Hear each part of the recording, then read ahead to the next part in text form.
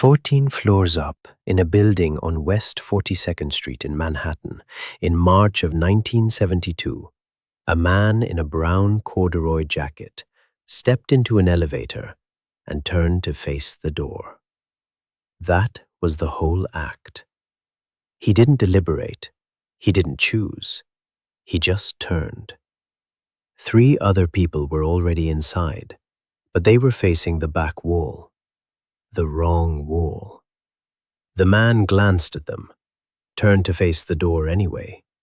Then, slowly, in the way the body solves a problem the conscious mind hasn't named yet, he pivoted. He faced the back wall too.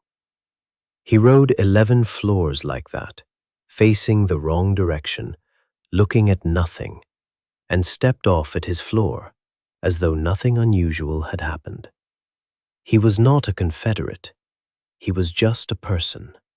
And he had been filmed, proving one of the stranger findings in 20th century social psychology, that the pressure to conform to a spatial ritual is powerful enough that most people will abandon the physically logical, the obviously sensible, rather than break it.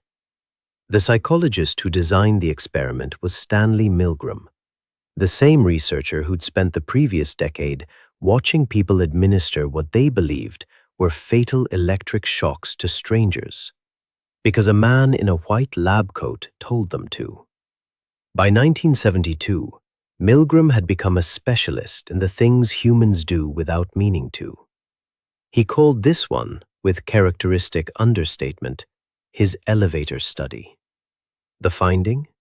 Roughly 70% of people who stepped into an elevator where Confederates faced the wrong wall would eventually conform, some within seconds, some after a visible internal negotiation, some with no hesitation at all. The study gets remembered as a footnote on conformity, a charming illustration of peer pressure. That reading misses what Milgram actually found, which is stranger and considerably more useful. The man in the brown jacket didn't turn because he was weak-willed. He turned because the elevator ritual, face the door, take your corner, don't stare, is not an arbitrary convention. It is load-bearing infrastructure. And somewhere below conscious thought, his body understood that. Here is what an elevator actually is, stripped of the name we've given it. A sealed metal room, roughly the size of a generous bathroom closet, in which complete strangers compress to within arm's reach of each other, stand motionless, and travel in silence. No other context in daily life produces this exact configuration. Not the subway, where you can shift toward the door. Not an office, where furniture and roles and the performance of busyness provide insulation. An elevator has none of that scaffolding. It is pure proximity, suspended. The geometry of the space is remarkable on its own. Studies of positioning find consistent patterns. The first occupant claims a corner. The second takes the diagonal opposite. Third and fourth fill the remaining corners. The fifth stands in the center. Each new arrival redistributes the group the way charged particles redistribute in a field. Maximum distance maintained. The arrangement self-correcting with every floor. No one announces this. No one was taught it. The body calculates it faster than thinking, and well below it. And then there are the walls themselves. Most elevator cars are paneled in polished steel, and that steel is nominally decorative. It is also, functionally, a periscope. The reflection in the elevator door lets you track everyone in the car without moving your head, which means the elaborate performance of not looking is considerably more sophisticated than it appears. You are not failing to see the strangers around you. You are watching them in the mirror, while collectively pretending you aren't. And they are doing the same to you. And the coordination of the performance is so precise, it reads as indifference. Under these conditions, forced compression, managed invisibility, the body's threat detection should be running at full volume. Ethologists have a term for the proximity at which closeness begins to register as aggression: flight distance. For most humans in most contexts, it falls between 18 inches and 4 feet, calibrated by the relationship. In a midtown elevator at 8:40 in the morning, you are inside the flight distance of 4 strangers simultaneously. Your cortisol should be spiking. Your jaw should be tight. And yet, no one panics. No one is aggressive. No one, ordinarily, is even visibly uncomfortable for more than a passing moment. Watch a child in an elevator sometime. They don't face the door. They face the other passengers, stare openly, sometimes wave. They haven't learned the agreement yet, so they don't know they're violating it. And their non-compliance doesn't read as threatening the way an adult's would, because we calibrate threat to intent, and a 3-year-old clearly has none. But the adult response is instructive. People smile at the child and then look away. The smile is genuine. The look away is work, because the child, by not performing the ritual, has collapsed it, forced eye contact, made the mutual invisibility pact briefly impossible. And the adults around them scramble to reassemble it, because without it, the compression becomes something they'd actually have to feel. The ritual is load-bearing. The wall is the reason no one panics. Irving Goffman, the Canadian sociologist who spent the 1950s and 1960s following strangers through Chicago and Edinburgh with notebooks and a nearly clinical patience for the unremarkable, had a phrase for the act that urban strangers perform when passing on a sidewalk: civil inattention. You look at someone just long enough to acknowledge their existence, a fraction of a second, the smallest possible registration of another human, and then you look away. Not rudely, deliberately. The glance says, "I see you are a person." The look away says, "I release you from my scrutiny." Goffman wrote in 1963 that civil inattention was the operating system of cities. Without it, the density of urban life would be psychologically intolerable. 10 million people in one metropolitan area is only sustainable because 10 million people have agreed, without a meeting or a document, to continuously and efficiently not pay attention to each other. The elevator takes that agreement and pressure tests it. The sidewalk gives you motion.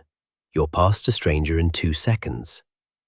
The elevator gives you neither distance nor movement. So the ritual escalates. Civil inattention alone isn't sufficient when someone is standing 18 inches behind you. So you don't just look away. You face the wall. You give them your back. And this is what the man in the brown corduroy jacket intuited without knowing he intuited it. Your back is not nothing. Your back is everything. When you face the door, you cannot see the person behind you. You know they're there. You can sense the warmth of another body, hear the small sounds of breath and shifting fabric, but you cannot see their hands, cannot read their expression, cannot monitor what they're doing. The cable above you is rated to hold 12 times the car's maximum load. Most riders know this abstractly and feel nothing about it. But the person behind you is different. You are trusting a consciousness, not a mechanism, and a consciousness could choose. You have, in the most literal possible sense, made yourself vulnerable. And you did it on purpose.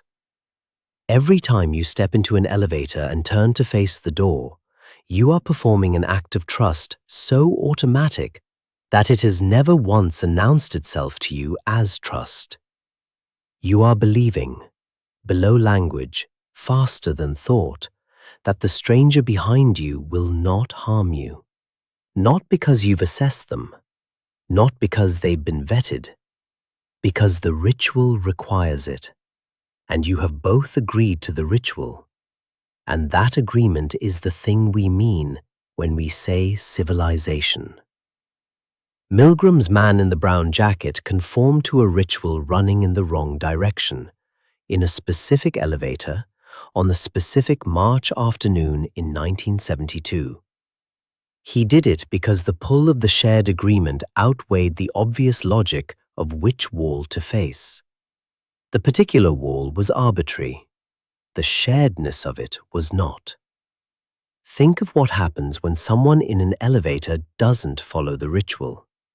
Stands facing the car, holds eye contact, watches the other occupants without pretending not to. The discomfort this produces is not mild and social. It is immediate, physical, something that moves up from the gut before the mind has processed what's wrong.